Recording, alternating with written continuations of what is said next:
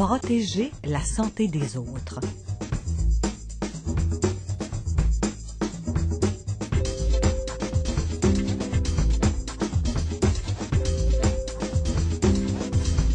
Les mains sont une importante voie de transmission des maladies infectieuses. Tous les jours, dans des lieux publics et à la maison, nous touchons des centaines d'objets et nous transportons de l'un à l'autre de ces objets des milliers de microbes avec nos mains.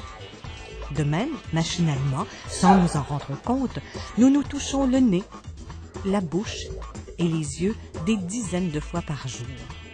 Certains des microbes que transportent nos mains sont des bactéries et des virus qui peuvent causer des maladies infectieuses, telles la grippe et autres maladies.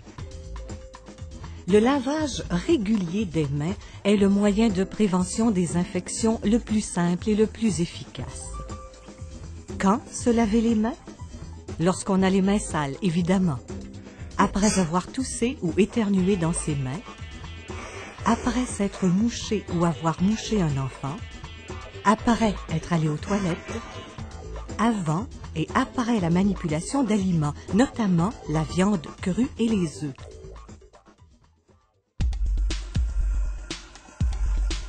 Un lavage trop court va laisser des microbes collés aux mains, même si elles ont l'air propres, comme le montre un éclairage à l'ultraviolet.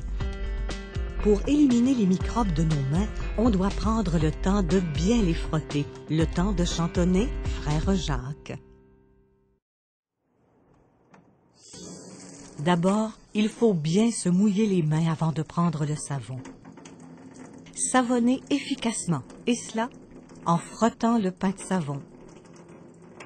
Ensuite, frotter le bout des doigts de chacune des mains dans la paume de l'autre main.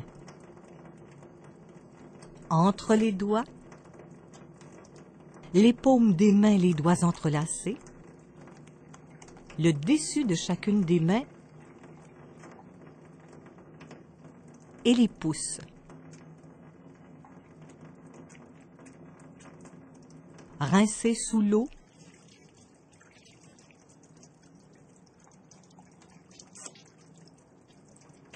et se sécher les mains avec un papier essuie-tout ou une serviette propre.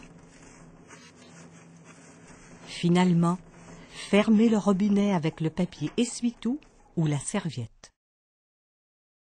S'il n'y a pas de lavabo disponible, utilisez un rince-main antiseptique, gel, mousse, liquide, contenant au moins 60% d'alcool. Versez un peu de ce produit antiseptique et transférez-le dans chacune de vos mains. Frottez le bout des doigts de chacune des mains dans la paume de l'autre main, entre les doigts, les paumes des mains, les doigts entrelacés, le dessus de chacune des mains et les pouces,